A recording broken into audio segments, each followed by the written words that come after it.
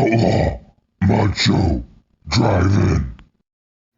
The next matchup here is quite fitting because it's an super odd journey for these guys. It was Oh yeah. DIY, pre-DIY, because they didn't even have that name yet. It They was didn't. They were just Johnny Gargano, Tomasso, yeah. Ciampa. They signed with WWE out in Dallas, Texas. Because I remember reading that, and I was like, oh man, I had just seen Johnny Gargano at Evolve. They had during that time while they were still doing stuff with Evolve, PWG. They were still cameoing on NXT. Usually just not necessarily enhancement roles. They weren't really enhancement talent. Just like if they just needed like a random tag team, a random person to face off for like a 10-minute match to make a person look good, we call them in. They got signed. It was quite poetic that the two guys who weren't signed for the Dusty Cup were facing off in this tournament. Yeah. And they announced that Raw was going to be on, or not Raw was going to be on, which the Cruiserweight were going to be a part of Raw. They showed Gargano on the videos for coming to Raw as part of the Cruiserweight division. Just be so glad that he did not, because yeah, he did not show up. The landscape of NXT would be completely different. Without those two, this would have been totally. It just would have been. I still of the mind of that Gargano versus the Gargano Ciampa saga might be to this point the most epic story in NXT history. It was honestly, it's probably. It's also probably my favorite match in the Cruiserweight Classic, because this is honestly, this is the match of the tournament. It's the match I remember the most about, which isn't a knock on the other matches at all. It just had art, and especially the post-match aspect, which came into play years later when they had their actual program match, was perfect. Everyone thought Ciampa was gonna, go out right here, and it's like the breaks. He's not gonna turn heel for about another 11 months. Yeah. If you think about it, at this point during this match, you wouldn't have thought to yourself that all these two guys, major headliners in a year, they did so much great work between this match and by the time they won the tag titles in November, and they just became huge stars as a tag team. And I think this match was basically the genesis of their success. Yeah.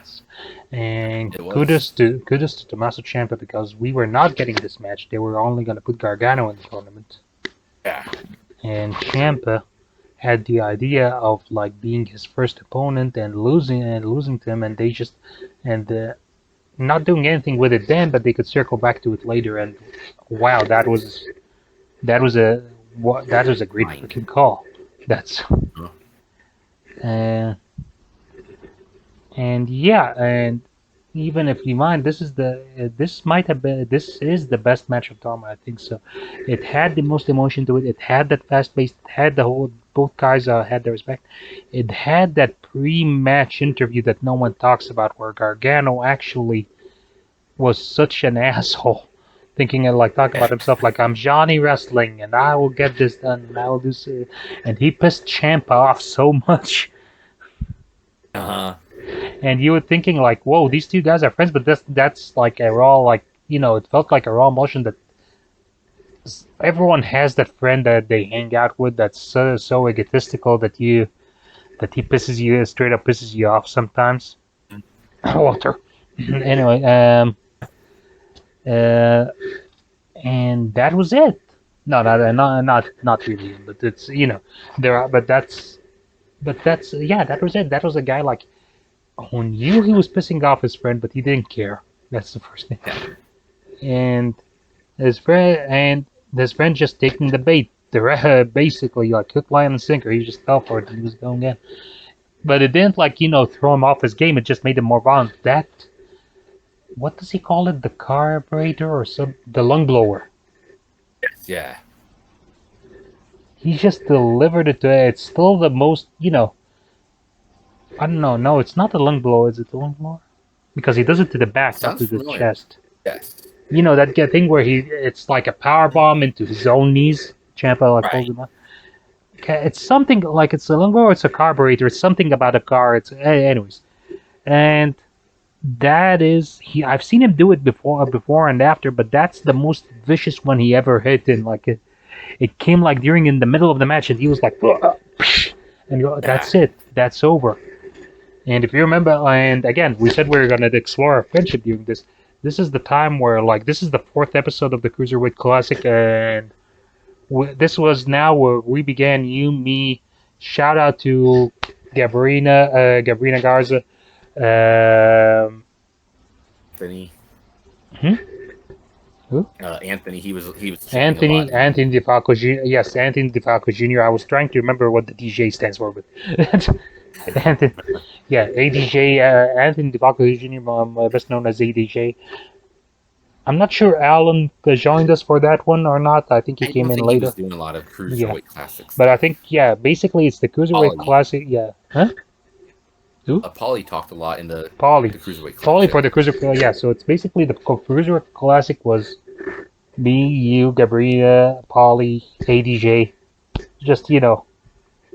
checking in the group and saying, okay, so who's up for the. So one of us would say who's watching the CWC, and the other four would just, yeah, we're in here. Until one day I just, tagged the four and I said, CWC assemble, and we just did. Yeah.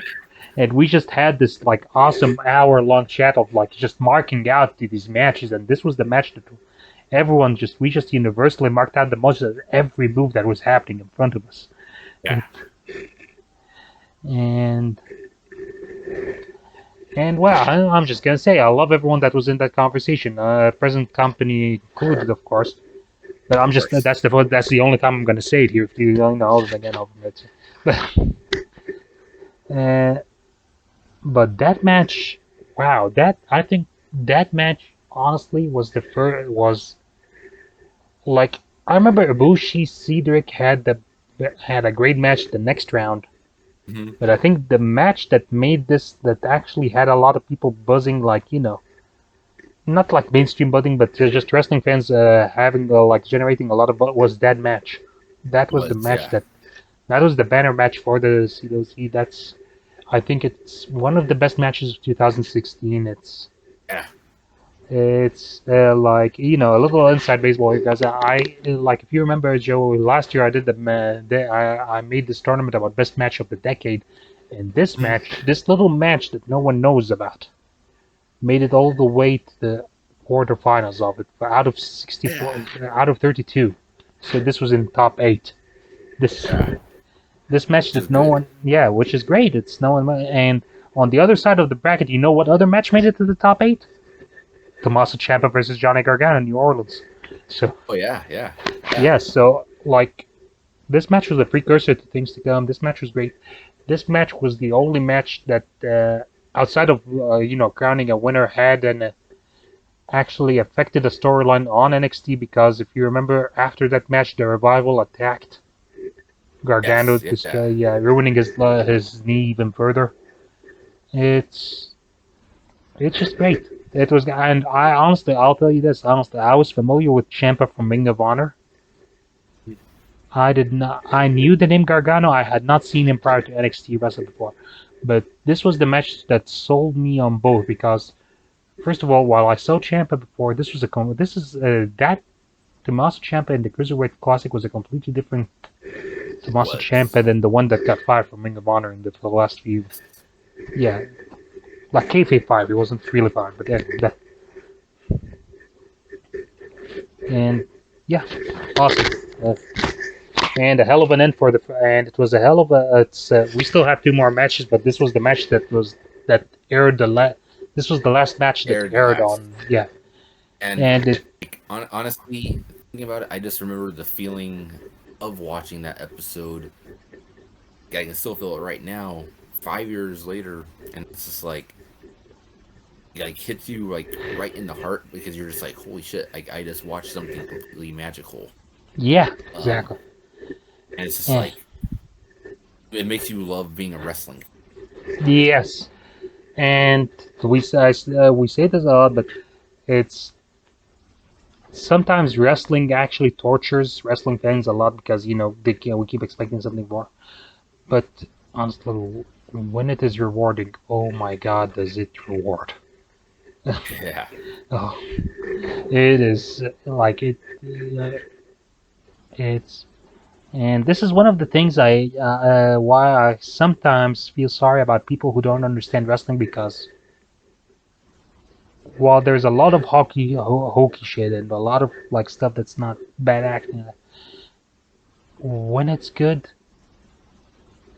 you cannot compete with wrestling when it's good. There is no, Oh, exactly. there is nothing that will give you that sense of euphoria or accomplishment like when a good wrestling match has everything in it, or like when Yeah. a storyline is being good. And that moment at the end, like we remember that match ended with like a quick roll up by Gargano, and that moment at the end where Ciampa was damn near inconsolable at first, he was just like sitting there disappointed, and Gargano was kind of like worried to actually try to console him at that moment Hmm. until while they sat together until he raised his hand, and that moment was so iconic. They did that.